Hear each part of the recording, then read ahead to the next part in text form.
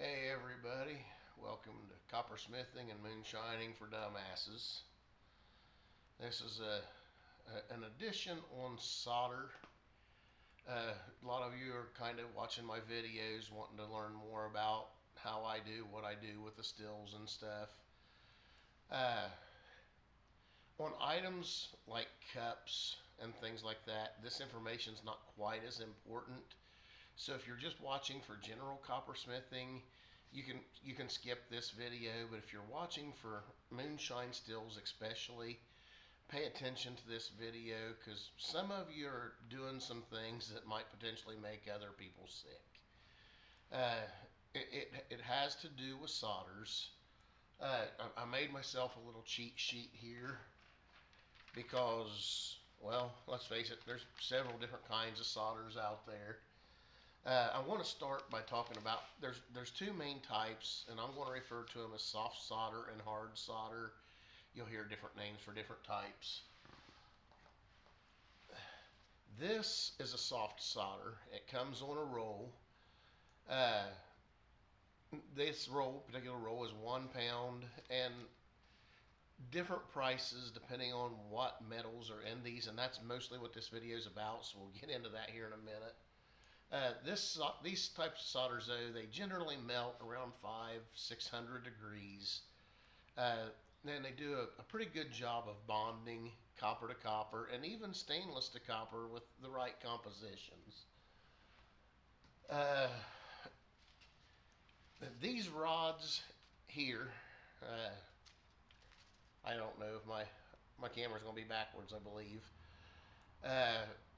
Anyways, this is a 5% silver hard copper rod. They're part copper, part silver, part phosphorus. They have a lot higher melting point, and they have a stronger than the copper itself bond. Now, the issue with these rods is if you have an area in your still that comes together like a T, you won't be able to hammer the strength back. These rods, actually, you have to get the copper so hot it gets soft. And you have to work it either by hammering or rolling it in some kind of wheel, air hammer, whatever, to harden it back up. I don't recommend these rods for a lot of beginners. The torch over my shoulder here, this yellow torch, barely melts these rods. They can be tricky to use. Honestly, though, if you're overlapping your solder like this and you have a way to reharden, rehammer, whatever, that copper, these rods are probably the best. They are pricey. I'll pull one of them out here. Trying to find the camera here. As you notice, they're kind of yellow tinted. That's from the copper in them, but they're 5% silver. And then I don't know the percentage of copper and phosphorus. There's different types, and they'll have different amounts. The higher the number, these are a 5. The higher the number, the higher the melt point typically, the higher the silver content, and the better the bond. Now, again, I was talking about hardening the copper afterwards. If you're working with copper that's 1/8 of an inch thick, these are the way to go. You probably won't have to reharden the copper. Good thick pipe, these are usually fine, but they're a little much for, I'm going to say up to about 48 ounce copper. You're going to have to reharden after these. Now back to the soft type, this type here. The type I use, and I've never known how to say this company's name for sure. I call it Oatey. It could be O80. It's spelled O-A-T-E-Y. And this is Safe Flow Silver Bearing Solder. This is one of my favorites. It's a little temperamental maybe for beginners because it doesn't have a wide heat range. It'll flow through on you if you get it too hot, and you'll burn up half a roll before you realize what's going on. This particular roll here at Menards is around $48, I think. After tax, we're going to call it about $50 a roll.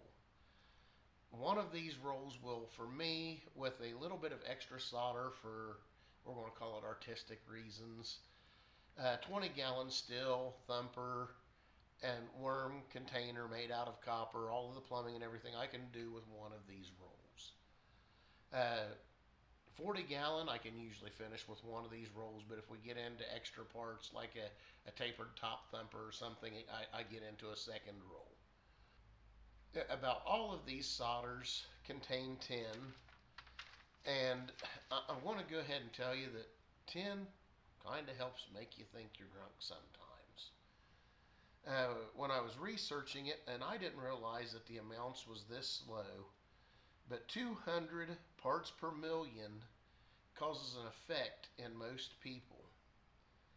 Tin is somewhat ethanol soluble, so maybe not so much on a beer type run or when you're first starting your mash, but on reruns, more of that tin is going to start making it through your system.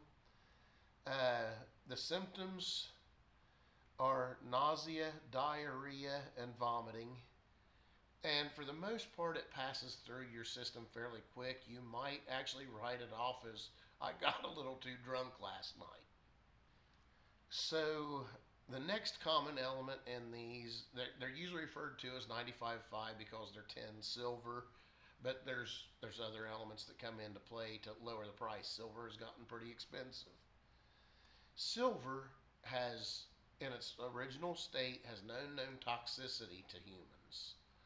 So silver, you're safe. Again, that goes back to the rods over my shoulder. Phosphorus is non-soluble. Copper is the only thing in those rods that might get to you, and you're probably using a copper still if we're talking about this. So, uh, copper, it's in my mind, it's desirable. So the next common element, and this one is probably the worst in stills, especially where guys are trying to save money. Uh, and I'm going to say that in some cases they may not have been aware of what they were doing. But I'm going to pronounce it antimony, and I think you guys will all know what I'm talking about when I say it. Antimony. Its toxicity rate out in normal everyday situations is 1/2 of a gram per kilogram of body weight. So you can do the math on that, figure it out, but the best I can tell, about 1/4 of an ounce is enough to make most of us sick. It is carried and absorbed easier in alcohol. Alcohol is dissolving your antimony. Uh, Carried with the alcohol, it makes your body more sensitive to it, and your symptoms are going to be similar to arsenic poisoning. The good news is antimony doesn't stay in your system forever. It passes through fairly readily, but people who are sensitive to this, and this is what makes it really hard, the rate I gave you is for everybody to get sick. There are some people that are extra sensitive to this. There was a study done, and I wish I would have wrote down the link. I tried to find it earlier and could not find it. I think it was from Harvard that had to do with ethanol and antimony, and how they figured that about 1/10 to 12% of people were actually affected by the antimony in distilled liquor from moonshine and bourbon manufacturers. Uh, I've known about antimony. I've preached about it for a long time. I found this early on. I will say another good place to look for information on this might be homedistiller.org. I haven't seen a lot on Facebook or TikTok, YouTube, any of these places about it. But antimony is something you should certainly pay attention to in your solder. It has what makes it kind of appealing, and this was actually an argument used by another still builder, and I hope he sees this video, is the antimony solders are usually a stronger bonding solder.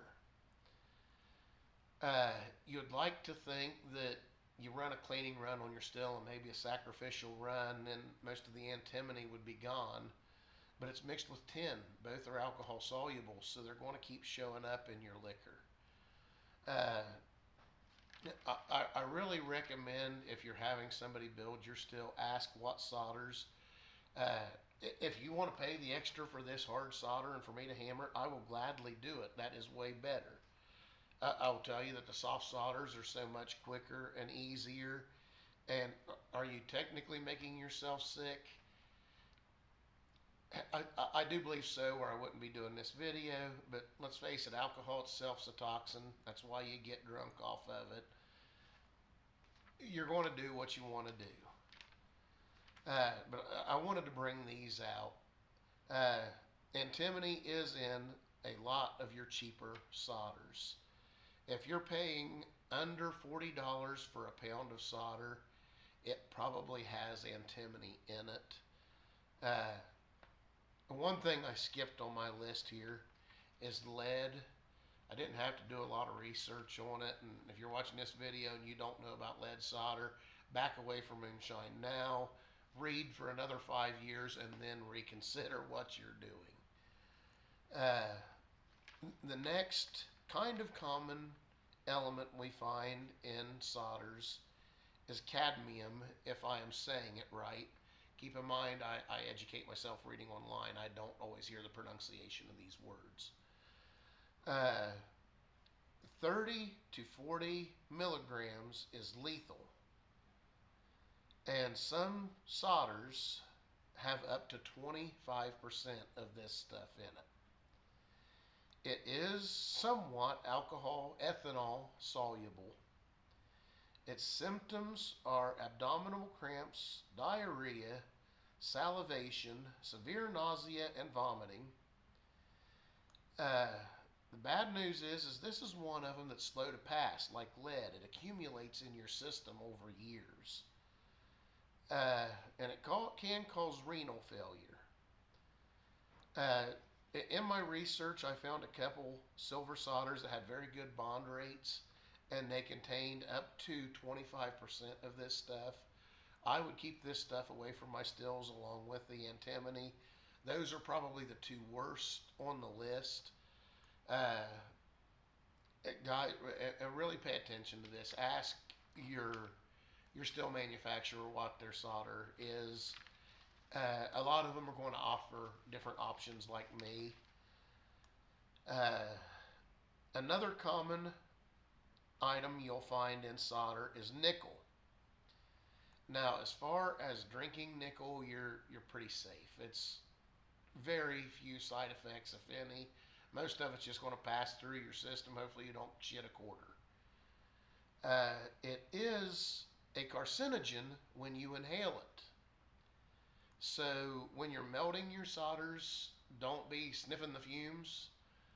I can't believe I have to say this to you, but let's face it, we're talking about moonshiners. Y'all probably sniffed your airplane glue when you was building models too. But when you're grinding it too, don't inhale it. If nothing else, tie some kind of rag over your face. I hate to be the guy that says wear a mask, but you know, we're talking about your lungs here, folks. I don't know if you can hear the hoarseness in my voice. I'm having to talk up a little bit because of the microphone on this particular camera. But from all the years of soldering, the fluxes, I have burnt my lungs. Definitely stay away from the fumes of your solder. The last chemical I have on my list here, metal, is phosphorus. Phosphorus is actually a highly poison item. But when it's not carried by alcohol, it's not dissolvable by alcohol. For joining copper to copper and copper to stainless, it's pretty desirable. Keep it clean though. If you start seeing any kind of discoloration, take a little bit of steel wool to it. This goes for any solder. In most of the cases, the salts, the crystallization that forms on top is way more dangerous than the chemical that was in the solder to begin with. Like I said, a little bit of steel wool, clean that up. You can buff it if you want, Dremel and a fine wheel. Get down right on down to polishing if you want to do it. Another chemical I found, and I didn't get to do much research because I wanted to get this video out, is selenium. And I never found it at any high percentage. Usually it was like 2%, and it might have been 0.2%. I was reading in a hurry. I do know that selenium is generally considered good for male prostate type issues. Uh, so that typically comes in a solder under the brand name Sterling. Do your researches. The one that I remember seeing in particular had a purple and yellow label, but research that a bit more. There could be a lot of labels. There are a lot of different metals under that same label with different numbers. So, use caution. My advice on all of this list is there is a silver, nickel, and copper mixture. If you are new to soldering, it's sold under the name Bridget, and I believe that's a Harris product. Menards carries it. It comes up pretty easily online. It's a pretty good solder. It has a little bit more of a working area than the solder I use. I use my solder to flow in behind things. When I'm dovetailing, it's a complicated process to try to solder. The people who took my class will tell you it is not easy to learn to do these dovetails. But because of that, I use a solder that's a little more fluid than most of you folks might like. That Bridget brand I do feel is pretty good. Use a flux that's easy to clean up.